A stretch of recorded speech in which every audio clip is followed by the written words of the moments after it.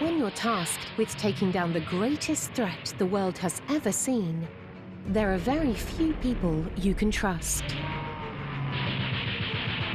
And when you're faced with the devastating news that your king and confidant is dead, and taking his place will be his daughter, a woman in her early 20s, can you truly believe that she has what it takes to lead the nation by your side? Glimpse into the relationship between a young princess, thrust into the role as Queen of England, and her Prime Minister battling the looming Nazi threat. Uncover the internal party conflicts, struggles with mental illness, and the shocking death of King George VI. Learn the truth about the relationship between Churchill and the Queen.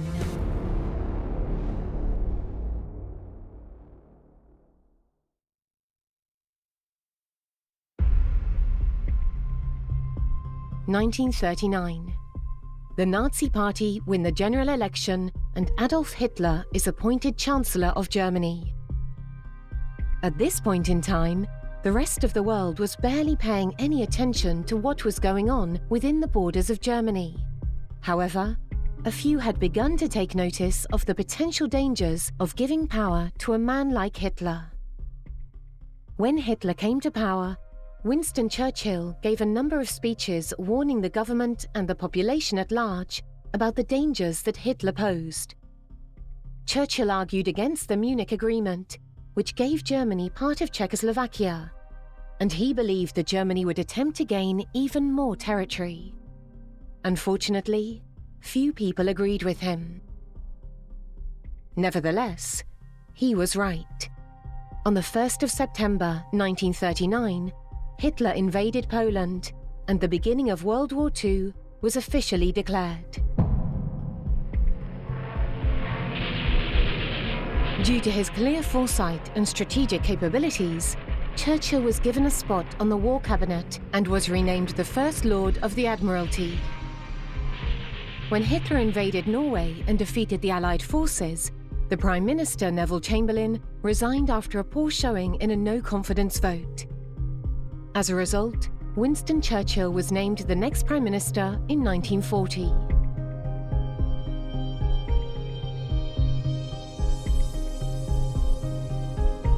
This was the start of the rule of arguably one of the greatest leaders the UK has ever seen.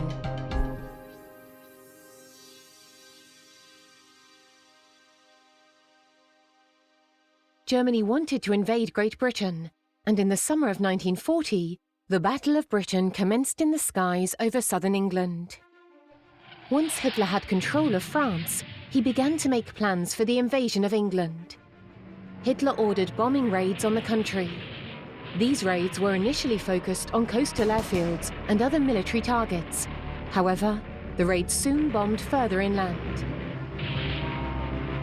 The German bombers were given clear orders not to bomb cities, but after they mistakenly bombed the outskirts of London, Churchill ordered bombing of German cities. It was time to fight back. Hitler followed with similar orders to bomb English cities, including the British capital, London. During this time, King George VI was reigning monarch of Britain. He lived with his wife and two daughters, Elizabeth and Margaret. With the physical threat of the German forces getting closer and closer to home, the decision was made to move his family out of Buckingham Palace and out of the face of danger.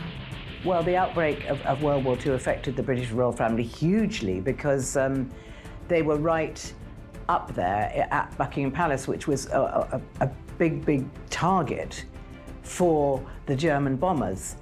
But they decided that they would not leave the country, they would stay there with their people, and but they obviously had to look after their two daughters. So they started, Elizabeth and Margaret started in Scotland, then they were sent down south, and they eventually stayed at Windsor Castle for 5 years, while the King and Queen went to London during the week. Churchill gave a number of speeches during the Battle of Britain, aimed at building up the morale of the population and the armed forces. Such are the atrocities against which we are in arms. Shortly after Churchill became Prime Minister, he gave one of his most famous speeches. their finest hour. Let us therefore brace ourselves to our duty. So bear ourselves that if the British Empire and its commonwealths last for 1,000 years, men will still say, this was their finest hour. Churchill's writing skills had gained him international notoriety, and his love for words and the richness of the English language drew him into a career as a writer long before he delved into politics. His ability to communicate clearly and passionately served Churchill well as a revered orator, a popular author, and a most persuasive statesman. Of mysteries and surprises. A formidable opponent in the debating chamber, Churchill's wit and his skill with words could quickly silence those less erudite and articulate. But where did this passion for literature begin? Long before becoming the leader of the Conservative Party, Winston took up his career as a writer. To achieve his political ambition, he needed fame and, of course, the necessary financial wherewithal. His strategy? Request postings to as many dangerous places in the world as he could, and to then write about them in newspapers and books, presenting himself as a hero and communicator. He travelled to South Africa, reporting on the Boer War for the Morning Post. He was shot at in Cuba. He fought on the Afghan border, and he faced a cavalry charge in Sudan. His most famous headlines were made when he escaped Boer captivity from a military prison in South Africa. Finally, Churchill was making the news rather than just reporting it. Churchill returned to Britain and once again stood for Parliament in the general election of 1900, winning a Conservative seat in Alderman by a small margin and becoming a Member of Parliament for the first time. He quickly became a distinctive character in the House of Commons, seemingly devoid of inhibition and fearless in his quest to persuade others to his viewpoint. More than anything else, he was exceptional in delivering pre-prepared written speeches rather than improvised narrative, and as a natural writer and public speaker, his words carried great strength. A vile race of quislings use a new word which will carry the scorn of mankind down the centuries. He's hired to fawn upon the conqueror, to collaborate in his designs, and to enforce his rule upon their fellow countrymen, while grovelling low themselves. In 1904, he crossed the floor and joined the British Liberal Party. He always claimed to be more of a liberal in his heart, but he disagreed with the Liberal stance on self-rule for Ireland. During the First World War, Churchill served as a First Lord of the Admiralty, which put him in charge of the Royal Navy. He was forced to resign after the Dardanelles campaign and the failed invasion of Gallipoli, a debacle for which he was apportioned a good deal of the blame for the campaign's failure and the massive loss of life. He quickly tried to redeem himself and volunteered for the front lines, serving again as an officer in the British Army on the Western Front. After the First World War, he then crossed the floor again, rejoining the Conservative Party, and served as Chancellor of the Exchequer, where he pushed for a policy of returning to the gold standard, a sometimes controversial decision which was greeted with somewhat mixed reaction. He lost that post when the Conservatives were defeated in the general election of 1929. Whilst not necessarily popular with his Conservative colleagues at the time, he became very popular and well known in Britain, much of which was due to his journalism and writing. The people had chosen Winston Churchill as their Prime Minister. And he spoke the words in every British heart when he said, "We shall defend our island, whatever the cost may be. We shall fight on beaches, landing grounds, in fields, in streets, and on the hills. We shall never surrender." 1940. The British Air Force was able to hold off the attacks, and once Churchill realised that Hitler would not be able to invade England, he was able to send troops to shore up battalions fighting elsewhere. Just a month later, the Royal Air Force fought the German Luftwaffe with resounding success, destroying a considerable formation of invading aircraft. This unexpected defeat for Hitler caused him to make a fatal tactical error and delay his plans to invade the UK, and it is widely acknowledged as one of Churchill's greatest successes during his career. German war machine flaunted its vast power in maneuvers that coincided with a four-power meeting in Munich. The war dragged on, but with Hitler still making advances through the rest of Europe. Winston Churchill had been trying for many months to involve the USA and to work with US President Roosevelt, but sadly, to no avail. The US was most determined to remain neutral, but they set about finding ways in which to offer the UK a helping hand. Roosevelt and Churchill eventually met off the coast of Newfoundland in 1941 and created the Atlantic Charter, detailing the aims of the two democracies and their ideas and vision for the world after the war. This journey was fraught with risk, and Churchill's loyal detective, responsible for keeping him alive no matter what, recalls in his own biography the courage and fortitude displayed by Churchill facing German U-boats and assassination attempts just to cross the North Atlantic and meet with President Roosevelt to seal their strategic alliance and to take on Hitler together. But this wasn't enough. The UK was struggling, troops were dying, and the Nazis were getting closer and closer to victory. The Brits needed the US to officially join the war, and the push to do so came from an unexpected place. Well, in October 1940, the King and Queen paid a visit to the BBC, and the chairman of the BBC asked them if there was any chance that perhaps his eldest daughter might contribute to the children, the evacuees, who were in Canada, Australia, North America. There were a lot of them there. And they had a program called Children's Hour, which was embryonic then. And they asked the king if he would consider allowing his daughter to do it. Well, of course, she was thrilled to do it and practiced very, very hard. And eventually, aged only 14, gave this extremely professional speech to the children that were separated from their parents. In wishing you all good evening, I feel that I am speaking to friends and companions who have shared with my sister and myself many a happy children's hour. Thousands of you in this country have had to leave your homes and be separated from your fathers and mothers. My sister Margaret, Rose, and I feel so much for you, as we know from experience what it means to be away from those we love most of all.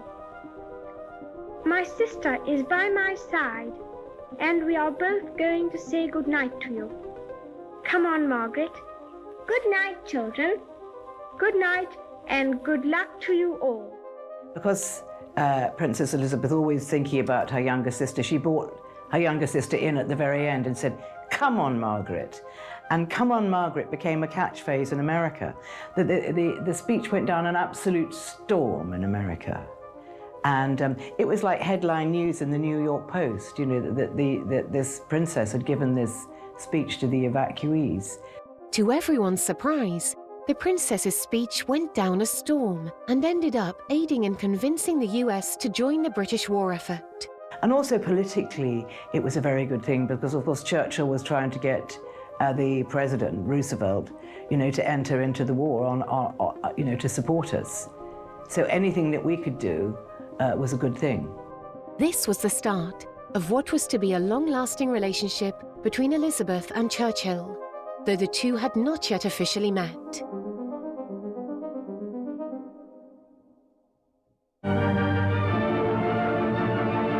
Londoners gave no thought to evacuating the city themselves, but they moved most of the children to safer areas in the country, and thousands of others were sent to the United States and Canada.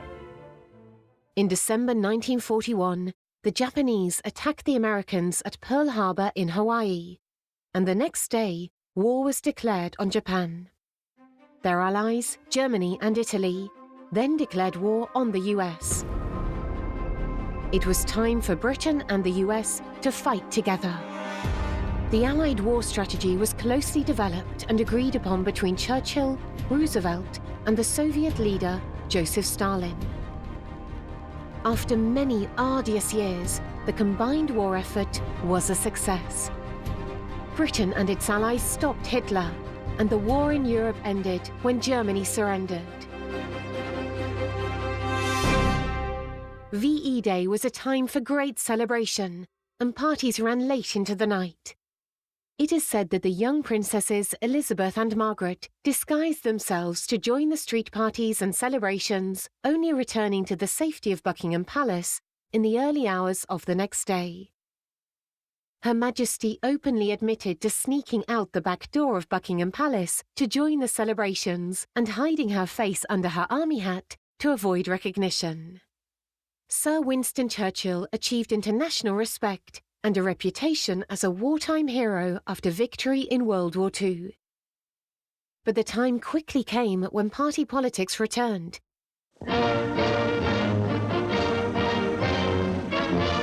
Britain's first general election in 10 years. All over England, in city and hamlet, the polls are open to elect a new parliament and determine who will be Britain's next Prime Minister.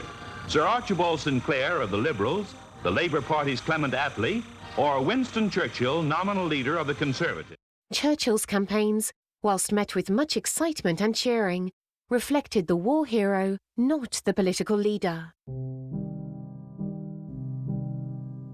Britain was a world power. When statesmen like Winston Churchill talked, nations listened. After so many years of hardship throughout the war, the British public decided they wanted a brighter-looking future, and the promises made by Clement Attlee, leader of the Labour Party, held much promise. In 1945, after an enormous swing to Labour, and much to Churchill's surprise, King George VI asked Mr. Attlee to form a government. Churchill submitted his resignation to King George VI and became leader of the opposition. By these, and only by these, can we discharge our duty to the future of the world and to the destiny of man. He spent a great deal of time in the south of France, turning to his creativity for solace and focusing on painting, writing and bricklaying. The polls, hoping his Conservative Party will be voted back to power. 1951. After 5 years in the wilderness of opposition politics, Churchill became Prime Minister once again in 1951. But it was only 3 months into his second term as Premier when the news broke that would devastate the hearts of the entire nation. King George VI was dead. It is said that although Churchill and King George VI were something of polar opposites, King George, a gentle, shy soul, and Churchill, a lively, formidable character, over time had become very close, much of which was likely due to the camaraderie and mutual support during the wartime effort. They became confidants and close friends. Over a decade before, Churchill had been a supporter of the King's brother, arguing a strong case that the abdication was not necessary and that he should be allowed to marry Wallis Simpson. However, with a shy and less than confident King George VI on the throne, Churchill had supported and served his monarch and fulfilled his duty assiduously. Gravely ill, and even as we watched and waited, the nation prayed. Operation on the King, we read, and knew how ill he was. But success seemed to crown the skill of the surgeon. But now the King is dead. King George VI had been struggling for some time with his health and had undergone lung surgery. Sadly, a few months later, the King died. It was in Kenya, at the Royal Hunting Lodge, that the news of the King's death reached his daughter. When she returned from a night in the forest, it was to learn that she is now the Queen, acceding to her father's throne immediately. There is no break in the continuity of the British monarchy. What happened was the Princess Elizabeth and Prince Philip were standing in for the King and Queen, and they started a big Commonwealth tour in Kenya, as it was called in those days. And the people of Kenya wanted them to be there, and they'd given them a lodge for their wedding present. And the sort of joy for them was that they were going to visit this game reserve, and there was a little place called Treetops, which was overlooking a salt lick, so you could really see the animals. You know, this is 1952, so the whole of Kenya was teeming with game, and they spent the night up there. And actually, it was during the night, unbeknownst to the princess, that she became queen. So they left their game viewing, went back to Sagana Lodge, and had a little sleep because they'd been up all night. When the news came across to Prince Philip's private secretary, Mike Parker, that the king had died, and he thought that he eventually had one of those little radios, and he fiddled with it, and eventually he heard the sounds of Big Ben, and he knew that the news was true. And it was his duty to tell Prince Philip, which was probably, he says later, the most difficult thing he'd ever had to do in his life. So he went to Prince Philip and told him the news that his wife, Prince Philip's wife, was queen. So Prince Philip was in such shock, he just put a newspaper over his face and let the news just absorb. And then he got up and he went and got the princess out of her bedroom where she was resting and took her down to the lake at the bottom of the garden. And the lady in waiting tells a wonderful story. She watched them walk up and down, and she knew that he was telling her. And when they walked back into the lodge, she was putting her arms around the princess, and she thought, my goodness, but she's queen, and dropped into a curtsy.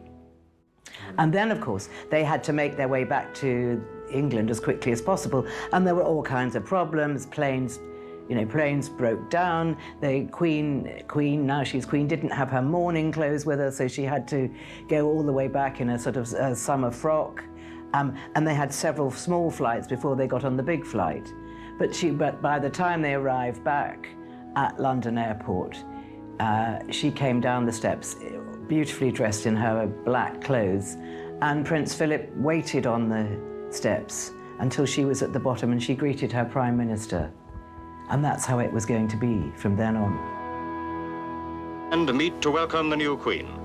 There too, the Duke of Gloucester, her uncle, and the Lord Chancellor. The Premier and Mr. Attlee, leader of the opposition, are agreed in this great moment of our history. Her tour of the Commonwealth cancelled.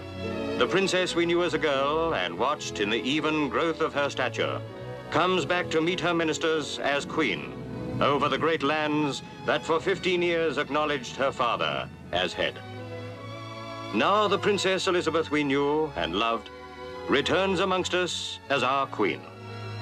Before her plane, her government and leaders of the other parties receive her greeting. No queen had ever such councillors so predetermined to give of their best. No queen had ever such a people so devoted. Through the long years, she had grown amongst us, one of us. The little girl we knew has become Queen Elizabeth. The love we gave her has become allegiance. Behind the gates of Sandringham, from the parish church, the coffin was put onto the gun carriage, and the impressively simple cortege began the slow procession to the station. Its men reverently transferred the coffin into the funeral coach of the train. Through the London streets, where so often the eager crowds had cheered, the procession wends its silent way. This is London's day of mourning. It is said that Churchill took this death very badly, and that those around him did not realise the extent to which he felt great sadness for the loss of the monarch. And now the Palace of St. James, the centre of the Commonwealth, London. The heralds come out, the court officials of Great Britain. Watching is the man who has shaped so much of our destiny. Here, with the Earl Marshal of England, the Duke of Norfolk watching, the ancient formula is carried out. The sovereign-to-be is proclaimed by Garter, King-at-Arms. Churchill fell into a bout of depression. It is often said that great creative minds are the incubator of mental illness. Memory, by whose decease the crown is solely and rightfully come to the high and mighty Princess Elizabeth Alexandra Mary, we therefore, the lords spiritual and temporal of this realm, being here assisted with these of His late Majesty's Privy Council, with representatives of other members of the Commonwealth, with other principal gentlemen of quality, with the Lord... With the king now dead, someone had to fill his role and rule over the UK. That person was to be his eldest daughter, Elizabeth. Hers by right of succession, the Princess Elizabeth has agreed to accept the crown and rule as Queen. Well, I think the reason that the Queen is referred to by some historians as the unlikely Queen is that, you know, she wasn't prepared to be Queen. She was married in 1947, and she expected to have a proper, long-ish married life before her father died. But he died quite suddenly. So she was an unlikely queen. And also she wasn't designated to be queen because her uncle, who became Edward VIII very briefly, abdicated and put Elizabeth directly in the line of succession.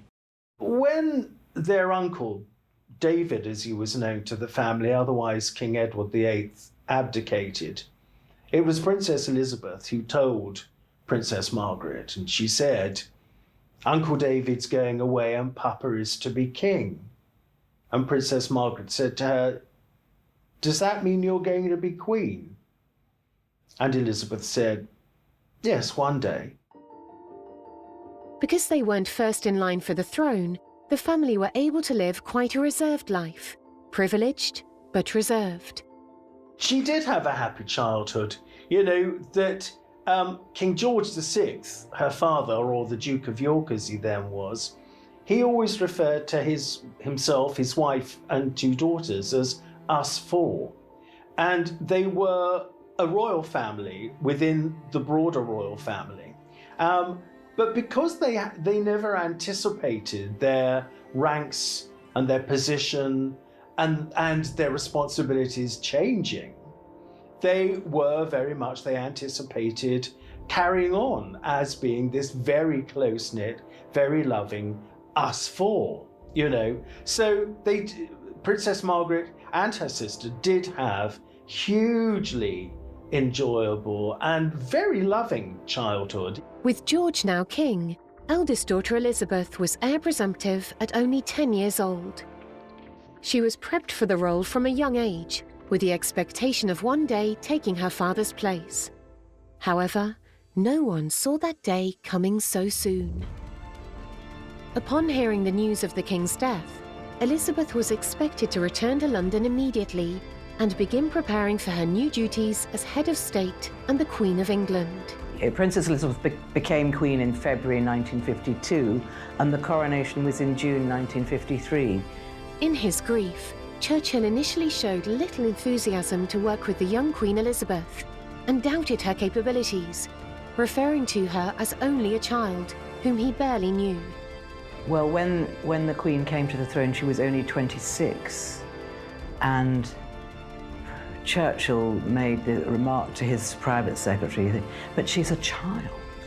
But she wasn't a child. She was very sophisticated and mature mentally, and it was a man's world, and you know, women were really subservient in those days. And the Queen was walking into this world of men who were all much, much older than her. And also she hadn't really, you know, been taught. She said there was no way to be taught. All she did was she watched what her father did and followed him. This sentiment was shared by many who feared that she just wasn't sufficiently prepared.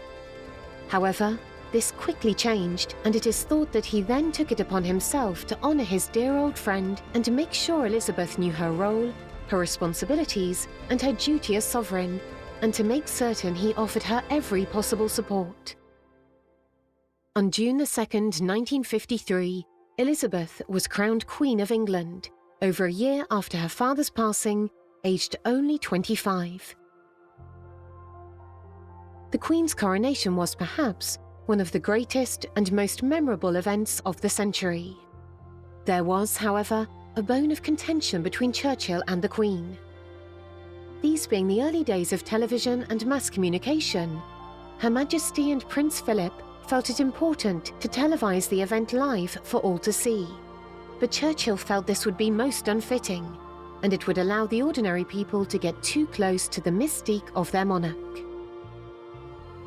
The Queen prevailed, and the momentous event was broadcast live on television to the nation and relayed to other parts of the Empire and Commonwealth. The world shared in the pomp and grandiosity of the ceremony and celebrated the coronation of Her Majesty Queen Elizabeth II. Churchill's entrance to the occasion cemented Winston's position as a beloved national treasure as he waited to be almost the last to arrive, waving royally to the cheering crowds. Churchill's daughter Mary is reported to have said that the Queen had quickly captivated him, and he had acknowledged her immense sense of duty. Churchill was, of course, born during the reign of Queen Victoria, so when Queen Elizabeth II was crowned, it is said he was thrilled to once again sing the national anthem as God Save the Queen.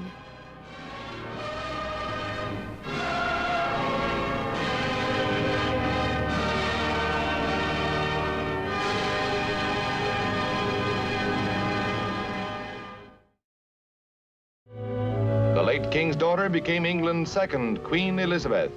Carefully reared to her responsibilities, she has already captured the affections of Britons during her short reign. He had seen Elizabeth's devotion to the crown and her country firsthand, and slowly he warmed to the young Queen.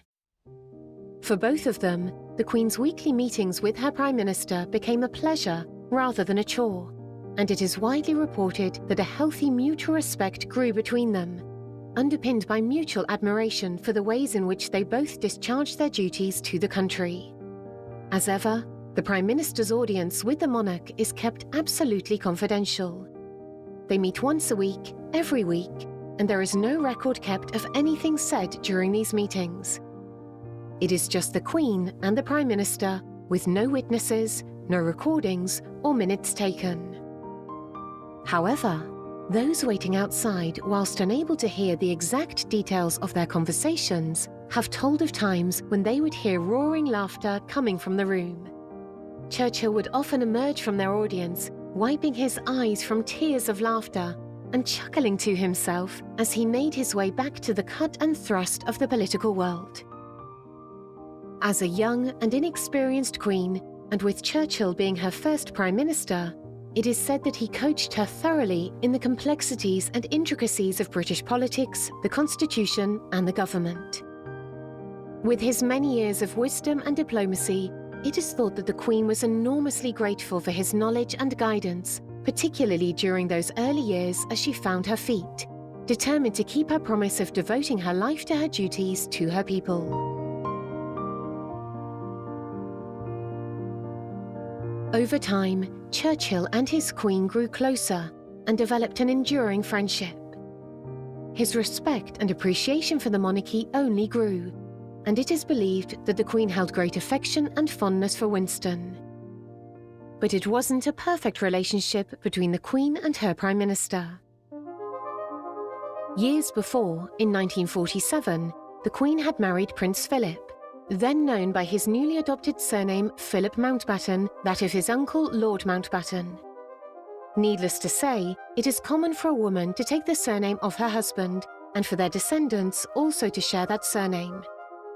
Lord Mountbatten then declared it was the House of Mountbatten that reigned.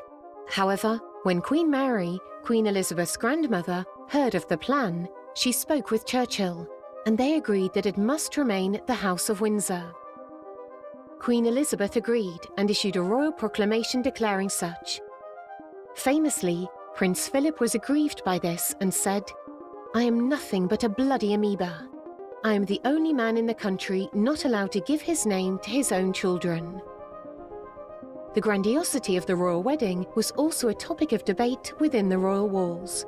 Well, when Elizabeth and Philip got engaged, they decided that because London was ravaged by war and a lot of the buildings were absolutely rubble, and there was unemployment, there was rationing, it was in a really bad place. The government or the king thought, well, let's have a very quiet wedding at St. George's Chapel, Windsor. No pomp, no ceremony, we'll just, be very private. But then the government, surprisingly, said, no, no, no, we need to lift the people's spirits. Let's have a beautiful royal wedding that everybody can see. So that is what ended up happening.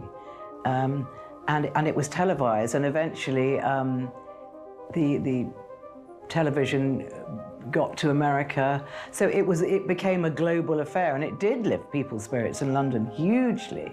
To see this beautiful young couple married, no one had seen anything like that for the years of the war. Another alleged small rift grew between Churchill, the Queen, and Prince Philip. Buckingham Palace is the official London residence of the sovereign, and Churchill insisted that the Queen and Prince Philip move in immediately. This caused some considerable dismay to the royal couple, as they had put a great deal of time and effort into creating a home for themselves at Clarence House. There was, reportedly, significant pushback and upset, but they eventually agreed and moved into Buckingham Palace, reputed at the time to be cold, drafty, and damp. Well, I think Prince Philip never envisaged that his young princess would become queen so quickly. They thought they had years ahead of them. So I think it was very difficult when suddenly his wife became queen. And he was demoted, if you like, to forever walk 2 steps behind. And he was treated very badly by the stuffy old courtiers at the palace. And they thought he was an interloper, he was far too German. And although he was a Greek prince, he had a lot of German blood, so they just called him, just thought he was German. And so it was very, very difficult for him. 3 weeks after the coronation, Churchill's health went into rapid decline. He had a sudden and significant stroke, causing partial paralysis. He was taken back to his home, Chartwell, and given time to recover. However, this was kept secret from the House of Commons and from the Queen. They were told he was suffering from exhaustion, but the truth was revealed a year later, much to the surprise of them all. King George VI had been trying to persuade Winston to retire, as he and his wife were concerned over Winston's health. Ironically, the King's death and the introduction of the new monarch gave Churchill reason to carry on and to maintain some degree of continuity. The ill health of Churchill's successor, Anthony Eden, was another reason for Winston to carry on. Eden had had an abdominal operation that didn't go quite to plan, so Churchill remained in place as Prime Minister. Churchill resigned as Prime Minister in 1955 at 80 years of age, though he remained a Member of Parliament for several years thereafter. With advancing years and in poor health, he was past his prime, and during those last few years, much of his work had been conducted from his bedside. During his illness, Queen Elizabeth wrote a letter to Churchill stating that no Prime Minister would be able to hold the place of my first Prime Minister, to whom both my husband and I owe so much, and for whose wise guidance during the early years of my reign I shall always be so profoundly grateful. Churchill described the Queen as understanding her duties as a sovereign by instinct and of fulfilling her duties in exemplary fashion. Both publicly and privately, he heaped praise for the work she was doing. Churchill continued as an MP until the general election in 1964. 1965. Winston Churchill died on the 24th of January 1965, aged 90, following another stroke. Plans for Churchill's funeral, known as Operation Hope Not, were put into action. Royal protocol dictates the Queen should be the last person to arrive at any function, but for Churchill, rules were broken.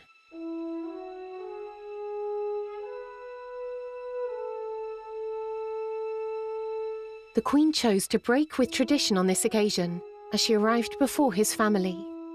They were then asked to join the Queen. This was an extraordinarily sad occasion for so many. The loss of a true statesman, a veritable and courageous war hero, and the most admired and revered leader of the time. Tens of thousands gathered and waited in line to pay their respects. Churchill was undoubtedly one of the most renowned political figures and leaders of all time. With such a reputation, it was clear that there was a great sense of mourning around the nation upon his death. It had been decided that he would have a state funeral, a very rare occurrence, usually reserved for royalty and people of very great significance. In a 2002 BBC poll, Winston Churchill was voted the greatest Briton ever, mainly for his efforts during the Second World War. Though he was an undoubtedly skilled strategist and war hero, Churchill's power lay in his eloquence in his speech and writing. When weaponry and resources were limited, it was his high-impact speeches that rallied Britons to believe they could win the war. He would come to epitomise the very essence of Britain's wartime spirit, as a passionate patriot and with complete devotion to the British Empire and to the Queen's father, King George VI. Churchill thrived on what remains as one of Britain's greatest challenges in history, World War II. The very basis on which a Prime Minister is chosen is that they can command confidence in their administration, and there is little doubt of Churchill's ability to lead and to unite the nation.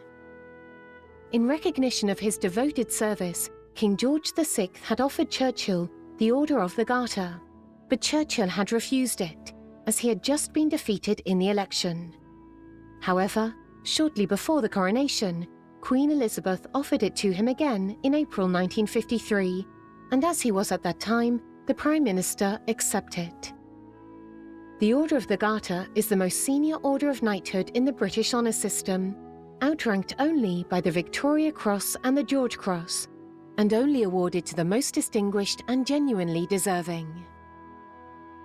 Sir Winston Churchill will always be her first Prime Minister. This great parliamentary institution, the Palace of Westminster, is going to miss Winston Churchill, perhaps more than it's missed any other previous parliamentarian. He has been a great Parliament man.